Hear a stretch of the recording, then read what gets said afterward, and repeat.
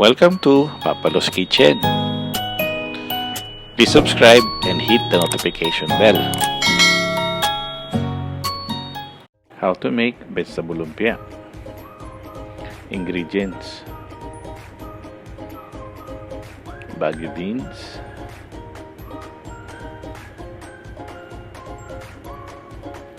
vegetable pear or sayote, carrots,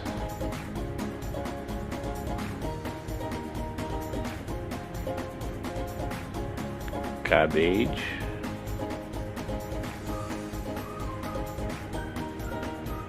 garlic, 3 cloves of garlic,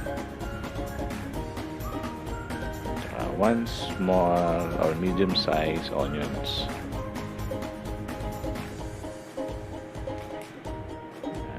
around 150 grams ground beef. Procedures: painit ng kawali, may konting mantika lang, mga around 1 spoon of oil lang.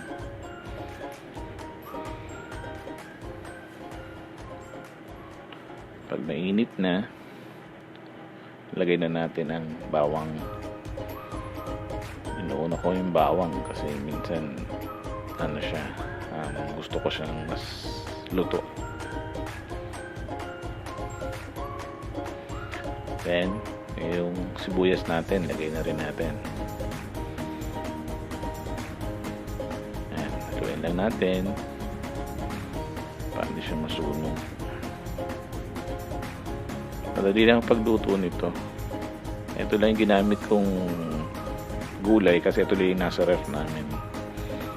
Usually yung iba naglalagay pa ng singkamas tsaka ng toge. Wala kasing mabila ng toge tsaka singkamas, wala. Mahirap hanapin dito. Kaya ito lang yung available ko rito sa ano.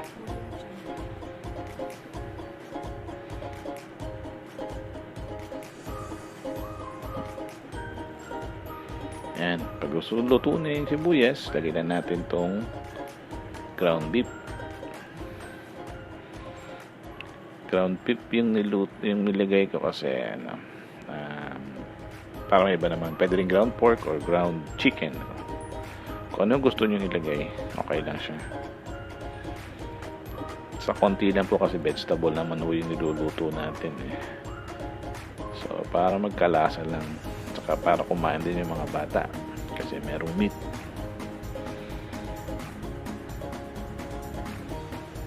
And pag luto na, natin ng konting asin.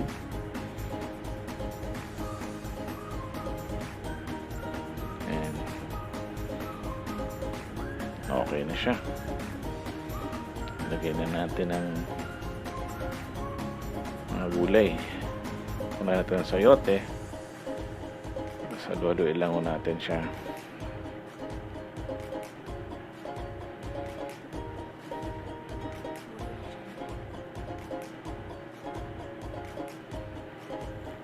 And saludo lang po natin.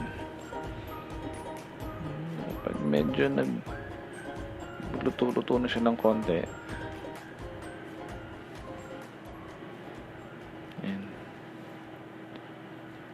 haluin mabuti. Halo-halo lang. Madali lang lutuin to kasi medyo di natin siya bagu beans. So lagyan na natin.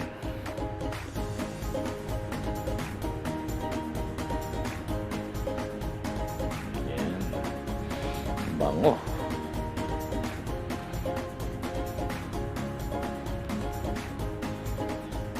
So, ang nalagay na po natin ay sayote at saka itong bagu beans.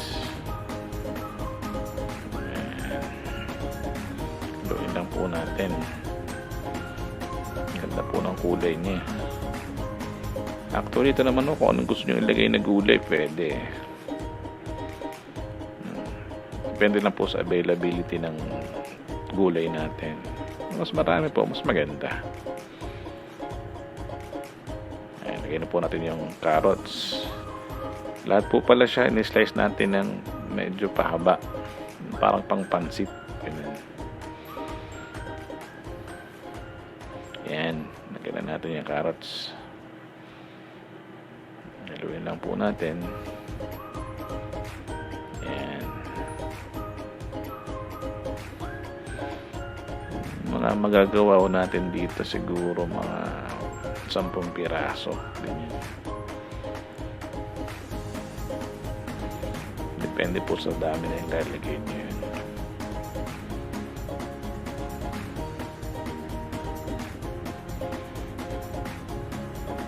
And kailangan po mga ano lang siya, mga half cook lang or more than half lang na kaluto yung ating mga gulay. Kasi lulutuin po natin siya, pipituhin pa. Kaya huwag po masyadong lutong-luto yung ating gulay. Maganda po yung may crunchiness ng konti.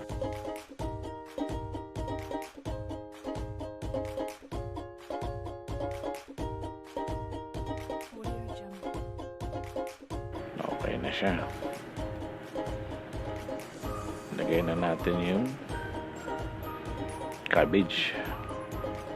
Ganon din po siya. Slice po din po siya ng pahaba. Yan. Lagay na natin siya.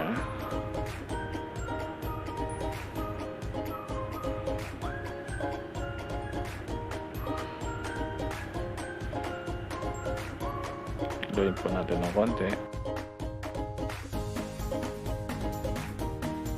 Tapos lagyan na rin po natin siya ng oyster sauce. Mga 2 kutsara lang pong oyster sauce. So depende po sa inyo kung anong gusto nyo sa panlasa nyo. Pero sa ganito pong dami ng gulay, 2 kutsara po okay na. Oyster po nilalagay ko kasi masarap po siya.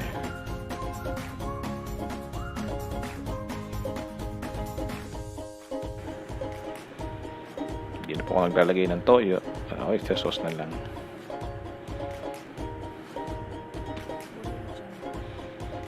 Yan.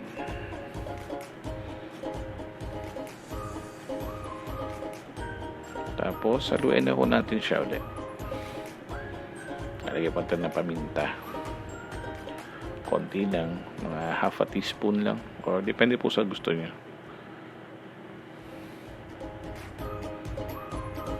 Pamintang durog po yung nilagay natin. Ayan. So ito po, okay na po to. Haluin lang po natin ng konti. Pwede natin i-off ang kalan. Ayan, diba? Ganda na po.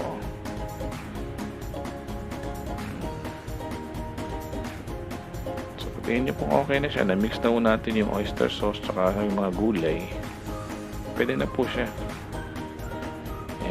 Luto na po yan. Hindi po natin masyadong pakalutuin ang ating gulay. Ayan na po. Okay na po to. Ayan. Palamigin lang po natin siya bago natin balutin. Ito, spring roll. Ihiwalay lang po natin siya. Po sa isa balutin 2 kutsarang gulay sa isang wrapper. Yan na po pagbalot. O kung may style po kayo ng pagbalot nyo, okay lang po, depende po sa inyo yun. Hindi na rin po ako naglalagay ng tubig o binabasa yung wrapper kasi masyado po magtutubig. Pinapataob ko na lang siya.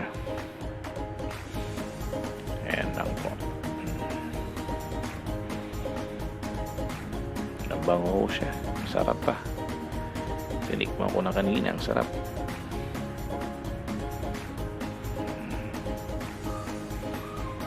Yan.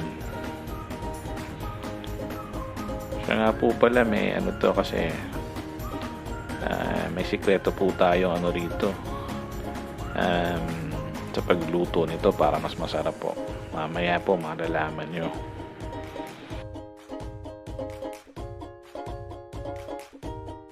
Painit po tayo ng mantika.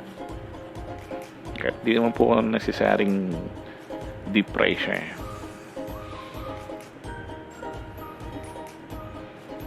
Yan. Tatlo lang po lalagay natin para at least hindi po siya siksikan.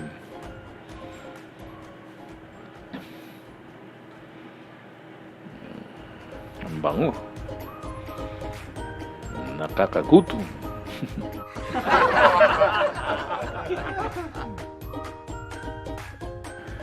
Try na po natin. Okay na po yan. Okay. Nasa inyo na po yun kung gusto nyo medyo tostado or ano. Ako po kasi gusto ko tostado. Ang sekreto po pala ng ating lumpia para mas masarap po, ang ginamit ko po sa kanyang pagprito ay yung pinagprituan ko rin po ng meatball kanina. Beef meatballs. Ito na po yung finished product. Ayan. Gawa po tayong suka na timplado na may sili.